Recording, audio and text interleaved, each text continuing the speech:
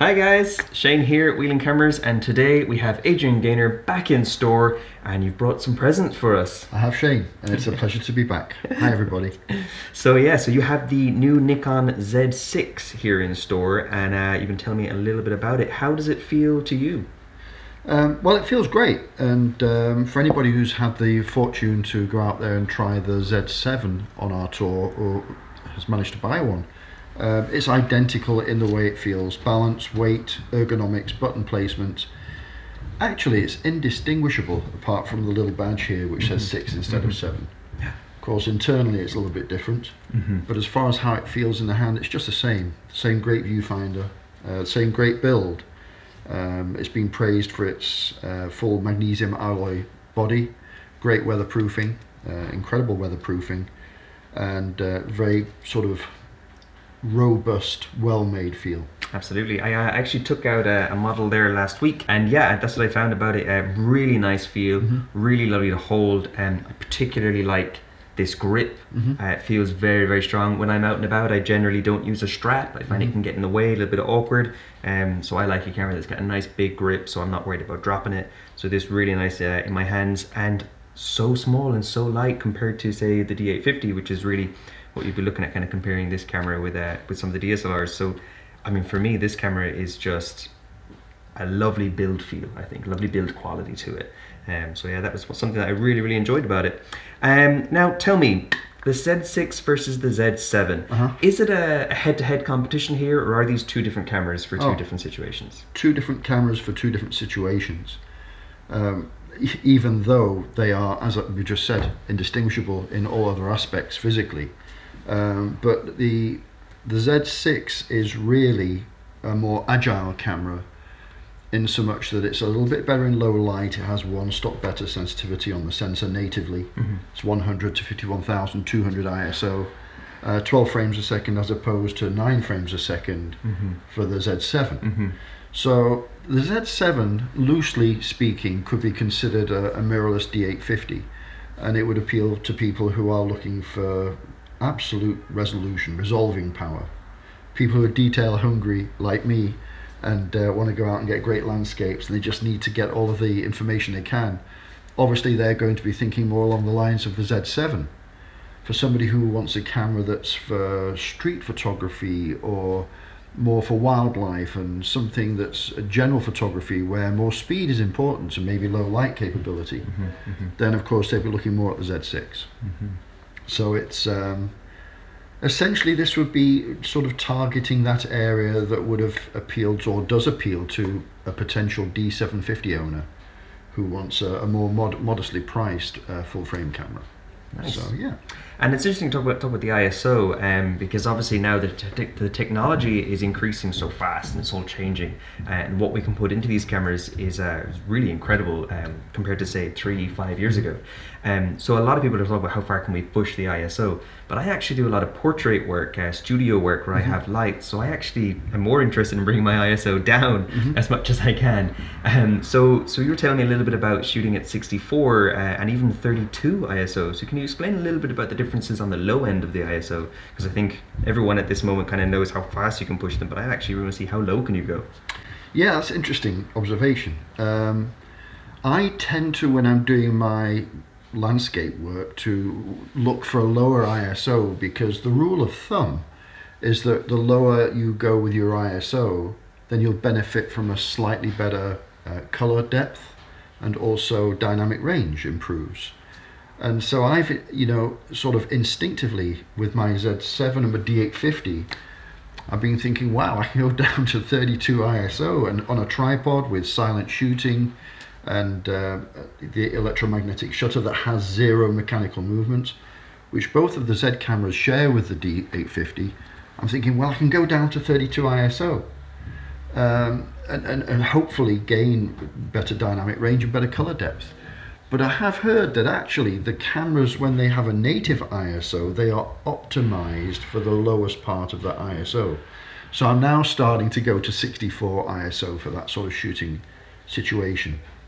Where you might want to go lower is if you want to increase your shutter speed and get some sort of motion blur without the use of a neutral density filter. So it helps on those areas to have that capability. It's nice to have it, so it's there if you want to get a you know, drag your shutter a little bit.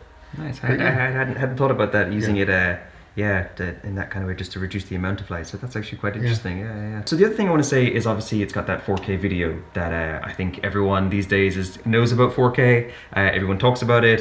There are many arguments as to whether or not we need it exactly all the time, but it's where we are, and this camera has amazing video capabilities. So you can talk a little bit about what it can do in terms of video. Yeah, and I am going to talk a little bit about what it can do in terms of video, because I'm not a video guy, I'm more of a still photographer. I've got a long history as a professional photographer, but I've done very little with video, so please forgive me in advance. I know from people who are videographers that both the Z cameras have features that they have been craving and asking for, and Nikon are delivering. As far as the codec and the strength of the quality of the signal out of the camera, it's got 422 10-bit color out with N-Log, which is almost like a flat field type of thing. And I know that the continuous autofocus in video mode is amongst the best in the industry, and I know you've got variable ramp speed. So even myself as a novice, when I'm playing around with it and just, you know, touching the touchscreen on the back to initiate focus or to move focus points, it glides so beautifully. I'm pretty sure I could make a video with this that looks pretty good. Yeah, I'm pretty sure you could. That's saying something, because I'm hopeless, but yeah, it's got some great features. You mentioned the focus, and that's one thing that the technology again is changing, because this isn't just a new camera, it's a mirrorless camera. So the technology that goes into a mirrorless camera is quite different to what would have gone into a DSLR. And one of the new features that we see a lot in mirrorless cameras is this focus by wire. And again, for video, that does make a huge difference. Something I've noticed a lot on slightly older models is where the autofocus on the lenses is quite loud, but on this, there's no noise. It's silent at all, completely silent, and so smooth. Really simple and great for video. Actually, not only great, but important. Well, thanks for that. Thanks. Yeah, I agree.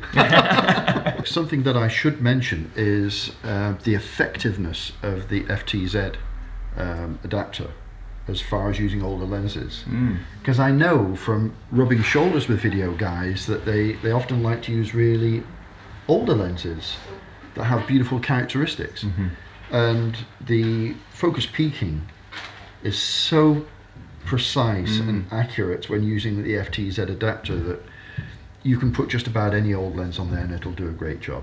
That's kind of nice for a lot of videographers that want a more filmic look. We've not changed the F mount, which is the preceding mount to the Z mount, since 1959. All of those lenses will go on this adapter, and they'll work with varying degree of automation. AFD lenses, or the D lenses, will work in manual focus mode, but with full automatic exposure. All the AFS lenses that are currently available, 90 plus lenses, will work beautifully with this adapter in all modes, all focus modes and all exposure modes. So this is great. This adapter works very well. Cool. So that's, it works looking back, but how are we looking forward? So this particular lens, 24-70 f4, it's had a little bit of flack because it's that f4, not that 2.8. So what's the roadmap look like for Nikon over the next couple of years? Firstly, I've got to advocate this lens. I'm a big 2.8 glass user, and I've been using a 24-70 2.8 for 11-12 years now, since it first came out. And it's a great lens. It's my workhorse when I'm doing a lot of corporate work and what have you. But I actually love this f4 24-70 because of the balance and the small form factor that you have when combined with the Z body. It feels great in the hand. It's just a lovely combination. And okay, it's f4, so it's not quite as fast as a 2.8, but it's sharp, and I mean sharp with a capital S. So I'm finding it, I hope I don't get in trouble for saying this, but I'm finding this 24-70 lens to be sharper than my 24-70 2.8. Wow.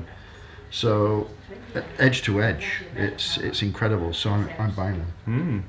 But to answer your question as far as the roadmap, there's a 24 to 70 2.8 coming out next year, and there's I believe a 70 to 200 2.8.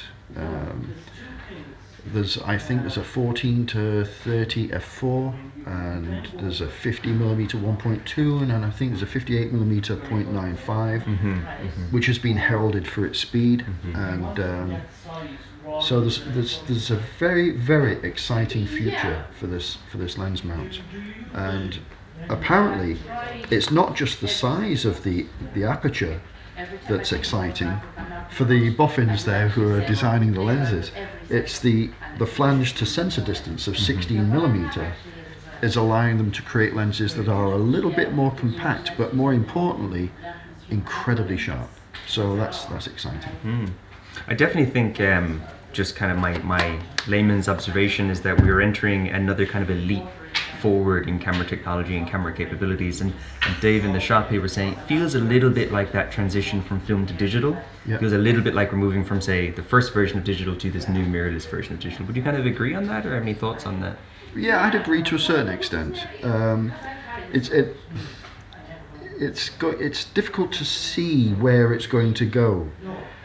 But if you're looking at the 35-1.8, the 50-1.8 and the 24 to 70 f4 that we've already seen, they all share that quality of being incredibly sharp. And for us photographers, that's kind of like the bottom line. You want a camera that feels good in the hand, so it's got to be enjoyable to use. It's got to inspire you to use it. But having said that, then what you're looking for is dynamic range, color depth and sharpness. That's essentially it, and the ability to work well in low light.